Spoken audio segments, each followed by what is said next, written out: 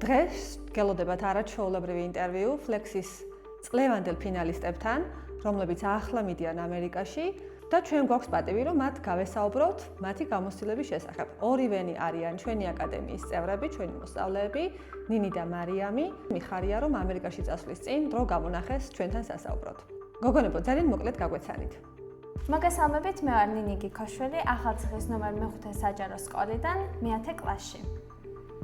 მოგესალმებით, მეც ასევე ვარ მარიამ ფერაძე, ვსწავლობ ახალციხის ნომერ 1 საჯარო სკოლაში და ვარ მე-11 კლასში. რატომ გადაწყვიტეთ Flex-ში მონაწილეობის მიღება?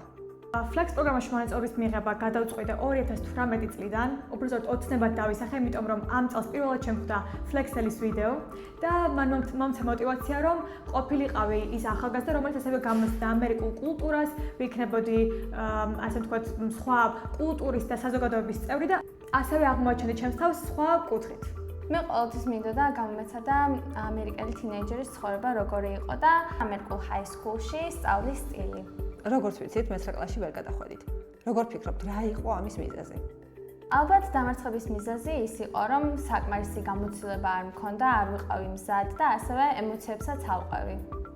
მეც და დავეთანხმო, არ მქონდა საკმარისი გამოცდილება არც მე და ვფიქრობ, ჩემი წარმატების მიზეზი გახდა ის, რომ უფრო კარგი და სწორი აქცენტები დავსვი და გამოვიცანი ის თუ რა იყო ამ პროგრამის მთავარი მიზანი. რომელი ეტაპი იყო თქვენთვის ყველაზე რთული? ჩემთვის ყველაზე რთული ეტაპი იყო ალბათ პირველი ეტაპი, სადაც 3 ესი გაქვს დასაწერი, მართალია გაქვს 10 დღე მათ შესაძლებად, მაგრამ ეს ბევრად უფრო მეტ პასუხისმგებლობას გაკისრებს, ვინაიდან უფრო მეტი უნდა იფიქრო. არ არის მთლად საკმარისი ეს 10 დღეს ამ 3 თემის დასაწერად, ასე რომ მე ვიტყვი, რომ ეს იყო ჩემთვის ყველაზე რთული ეტაპი.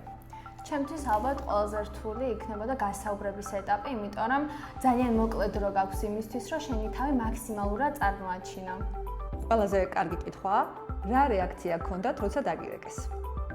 პირველი მახსოვს ბიოლოგიის გაკვეთილი იყო, როდესაც დამირეკეს და კარგახანი ვერ ვიჯერებდი, მართლა ფინალში ვიყავი თუ არა და ძალიან ემოციური იყო და იმდენად ბევრი ემოცია განიცადა იმ პერიოდში, რომ ენა დამება და ვერ პასუხობდი. თუმცა მე რო გავიაზრე, ძალიან გამიხარდა და ჩემი თავის კმაყოფილება ვიბრძენი. პირველი, რა თქმა უნდა, ჩემ მასწავლებელს, თიკო მასწავლებელს შევატყობინე ჩემი წარმატების შესახებ და შემდეგ ახლობლებს გავაგებინე და მათაც გაიზიარეს ჩემი სიხარული. რაც შემეხება მე ვიცოდი, დარეკები რა იყო დაწყებული. ოთახიდან ოთახში გავდიოდი, არ ვიცოდი რა მეკეთებინა. ჩემი მშობლების გარდა არავინ არ იცოდა და ამ პერიოდში მხოლოდ ბებია ჩემი იყო სახლში და მინდოდა სრულად დავემელა ეს ემოცია, რასაც უგრძნობდი. ბოლომდე ვერც მოვახერხე, სიმართლე გითხრათ, შემდეგ რომ დამირეკეს, ისეთი აჟიტრებული და აღტაცებული ვიყავი, არ ვიცოდი რა მექნა, თავი მართლა სიზმარში მეკონა და ემოციებით ახლოსე დღე იყო ჩემთვის ეს კონკრეტული დღე. ელოდით გამარჯვებას? გამარჯვებას გულის სიღრმეში ნამდვილად ველოდებოდი, თუმცა იყო მონერვიულობის მომენტიც, ვაი თუ ვერ გადავიდე, ვაი თუ ვერ შევძლო, მაგრამ ბოლოში მაინც გავიმარჯვე და ჩემი თავის ვირწმუნე მაქსიმალურად.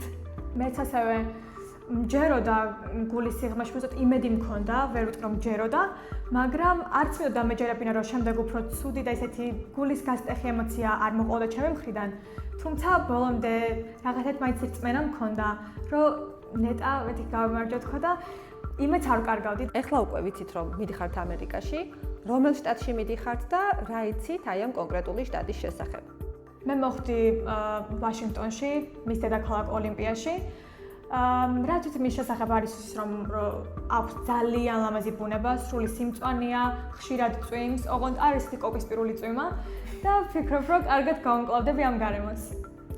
მე მოხვდი პენსილვანიაში. პენსილვანიას აქვს ძალიან დიდარი ისტორია და გამოირჩევა ულამაზესი ბუნებით და ძალიან გამიხარდა, რომ მოხვდი ასეთ საინტერესო შტატში. ყველაზე მეტად რას ელოდებით ამერიკაში? ველოდები ძალიან დიდ გამოცდილებას პირველ რიგში ამერიკულ სკოლაში და ასევე ვფიქრობ, რომ ძალიან კარგ გამოცდილებას შევიძენ ოჯახთან ურთიერთობით, რადგან 6 ძმა მეყოლება, ჰოსტმა და ვფიქრობ, რომ ძალიან საინტერესო წელი მელოდება. საინტერესო ფაქტი არის, რომ მეც 6 დედმამიშვილი მეყოლება, ჰოსტ დედმამიშვილი.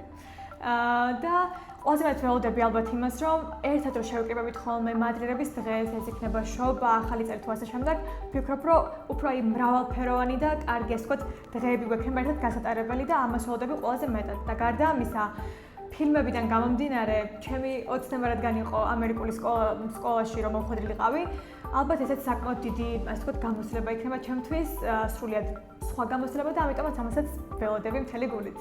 რა ნივთს წაიღებდით საქართველოდან, თუნდაც მასპინძელი ოჯახის ან იქაური მეგობრებისთვის საჩუქრად? ჰოსტედისთვის მიმაქვს საჩუქრად თექის მოსაცმელი, რომელზეც გამოსახული და დატანილი არის ნიკო ფიროსმანის ნახატი და ასევე ქართული ორნამენტები, ასევე მიმაქვს ყელსაბამი საქართველოს რუკის ფორმა აქვს და ასევე საქართველოს დროშის სამაგრები. მიმაქვს უფრო, რომელზეც დატანილი არის ასევე ქართული ორნამენტები და კარგად წარმოაჩენს საქართველოს კულტურას. ჩემ შემთხვევაში ძალიან დიდი დრო დავხარჯე ისეთი ორიგინალური საჩუქრის მოფიქრებაში და მოვიფიქრე ასეთი რაღაც გამეკეთებინა. ჩემი ჰოსტედის სახელი დავწერე ქართული ასოებით და გავაფორმე სხვადასხვა ქართული ორნამენტებით. და ვფიქრობ, რომ ძალიან მოეწონება, რადგან თვითონაც ხელოვანია, თვითონაც ხატავს და ერთ-ერთი კარგი საჩუქარი იქნება მისთვის, ასე ვფიქრობ. ასევე მიმაქვს ჩურჩხელა, რომელიც საქართველოს სიმბოლოა და სხვადასხვა სუვენირები. რომელი ქართული კერძი მოგენატრებათ ყველაზე ძალიან და რის გასინჯვას ისურვებდით ამერიკაში?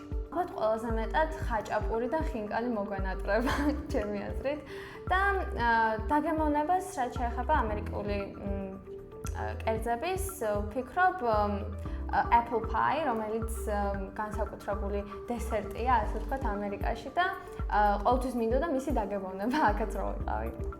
მეც ალბათ ყველაზე მეტად მომენატრება ხაჭაპური და ხინკალი. ვფიქრობ, გავაკეთებ, მაგრამ ისეთი ავთენტური გემო არ იქნება, როგორიც ქართული პროდუქტების დამსახურებით აქვს ხოლმე ამ კერძებს. რაც შეეხება ამერიკულ საჭმელს, ალბათ ყველაზე მეტად ველოდები ამერიკულ ინდაურს. იმიტომ რომ აი ყოველთვის ხდებოდა ხოლმე ვიდეოები, ფოტოები და ასე შემდეგ და ალბათ ესეთი განსაკუთრებული გემო იქნება განსაკუთრებით მაშინ, როცა ამდენი ადამიანი და შევიკრიბოთ და ერთად აღვნიშნოთ ეს დღესასწაული. ახლა რომ გვიყურებდეს ფლექსში მონაწილეობის მსურველი და დარწმუნებული ვარ ძალიან ბევრი გვიყურებს. რას ეტყოდით მათ? მინდა აღვნიშნო ის ფაქტი, რომ ფლექსი ძალიან კარგი შესაძლებლობაა ყველა თინეიჯერისთვის, რომ ერთი წელი გაატაროს ამერიკაში და აუცილებლად ყველა ბავშვმა უნდა შეავსოს ეს აპლიკაცია. თუ პირველ ჯერზე არ გამოგივიდათ და ვერ გადახვედით შემდეგ ტურში, არ ინერვიულოთ ბევრი, გექნებათ რამოდენიმე შანსი შემდეგში და აუცილებლად მიიღეთ მონაწილეობა, ყურები არ ჩამოყაროთ. და თუ შემდეგ რეზერვში მოხვდეთ, არც ის არ გაგიკვირდეთ და არც ის მართ მაგაზე არ ინერვიულოთ, იმიტომ რომ მეც ვიყავი რეზერვში და მეც ძალიან გავნიცდიდი, თუმცა ფინალში მომიწია შემდეგ გადასვლა და დღეს ვარ ფლექსის ფინალისტი, ამიტომ გჯერდეთ საკუთარი თავის. ვინც ახლა იღებს მონაწილეობას ფლექს პროგრამაში, ვურჩევთ იმას, რომ არასდროს დაკარგოთ საკუთარ თავის რწმენა, ასევე არასდროს მოიტყუოთ და იყავით თქვენი, ასე ვთქვათ, პირველადი ვერსია, ავთენტურად ისაუბრეთ ყველაფერზე, ვინაიდან ვერას ვერ მიხვდებით, რას დაიჭერენ, ასე ვთქვათ, თქვენს თავში ის ადამიანები, რომელიც წარმოადგენენ ფლექს პროგრამას. როგორ ფიქრობთ, რა იქნება თქვენთვის ყველაზე რთული? ჩემთვის ალბათ ყველაზე რთული იქნება მშობლებთან განშორება, იმიტომ რომ დედის ერთა ვარ და მხოლოდ მე და ჩემი მამა ჩემი ვცხოვრობთ სახლში და ვერ წარმოვიდგენია მათ გარეშე ამდენი ხანი ყოფნა. ასე რომ ალბათ ყველაზე მეტად ეს იქნება თავიდან, ასე ვთქვათ, უფრო რთული ჩემთვის, თუმცა ასე მგონია ყველაფერს გავუმკლავდები, იმიტომ რომ უკვე გააზრებული მაქვს რამხელა ნაბიჯი ეს ჩემთვის ცხოვრებაში. ჩემთვისაც ალბათ ოჯახთან გარშორება იქნება ყველაზე რთული, თუმცა ვფიქრობ, ამას თავს გავართმევ და დროთა განმავლობაში შევეგუები მას. თან როგორც მარიმ თქვა, უკვე ეს ნაბიჯი გადათმული გვაქვს და გააზრებული გვაქვს ზუსტად რას ვაკეთებთ, იქ რა უნდა ქონდეს და ასევე დაწერილი გვაქვს გეგმა შეიძლება ითქვას და რაღაც პატარა წარმოდგენები გვაქვს თუ როგორ წავა ჩვენი წელი იქ. ამიტომ ვფიქრობ, რომ ეს ყველაფერი მარტივად შეგვიძლია რომ გადავლახოთ. როგორ წარმოგიდგენიათ თქვენი პირველი დღე ამერიკულ სკოლაში? ალბათ ცოტა დამაბნეველი შეიძლება იყოს, იმიტომ რომ პირველად რომ მიდიხარ სკოლაში, მაინც სხვა გარემოა, ძალიან განსხვავდება ქართული სკოლისგან და შეიძლება ცოტა ნერვიულობდე კიდევაც. თუმცა ვფიქრობ, ძალიან ბევრ მეგობარს გავიჩენ და მასწავლებლებსაც გავიცნობ და ძალიან კარგად წავა ეს დღე. მეც ვფიქრობ, დაბნეული ვიქნები პირველი დღე ალბათ სკოლაში, თუმცა ეს იქნება ერთგვარი შებიჯება ჩემს ოცნებებში, იმიტომ რომ ყველას გქონია ალბათ ოცნება, რომ ამერიკული, ასე ვთქვათ, ეგრეთ წოდებული ლოკერები გქონოდა, ყვითელი ავტობუსები გვენახა და ასე შემდეგ და ალბათ ყველაზე მნიშვნელოვანი და ერთ-ერთი ყველაზე დასამახსოვრებელი დღე იქნება ჩემთვის ეს პირველი დღე ამერიკულ სკოლაში. რა საგნები იქნება, რასაც აირჩევთ?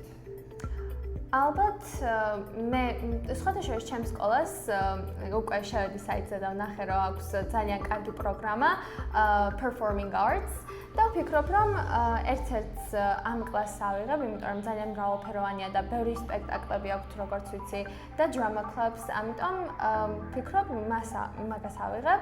მე ძალიან მიყვარს დებატები და ასე რომ ვფიქრობ დებატებში მივიღებ ხოლმე მონაწილეობას და ასევე ვეცდები რომ რაც შეძლო მეტ კლუბში, სპორტულ აქტივობაში ჩავერთო, ასევე cross country აქვს ჩემს სკოლას და ამაში მივიღებ მონაწილეობას, იმიტომ რომ ვიცი, ვინც ასეთ კლუბებში იღებს მონაწილეობას, ბევრად უფრო მარტივად ჩემს მეგობრებს და ასე რომ ვეცდები ჩემი თავის ასე ვთქვათ მაქსიმალური შესაძლებლობები გამოვიყენო.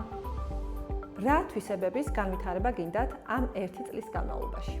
ვფიქრობ უფრო განვითარება მინდა ჩემი თავდაჯერებულობის, მინდა რომ უფრო დამოუკიდებელი გავხდე და ასევე ძალიან ბევრი გამოცდილება შევიძინო ამ 1 წლის განმავლობაში და რო ჩამოვალ, თქვა რომ ეს 1 წელი ნამდვილად მაქსიმალურად გამოვიყენე ეს შესაძლებლობა, რაც მქონდა.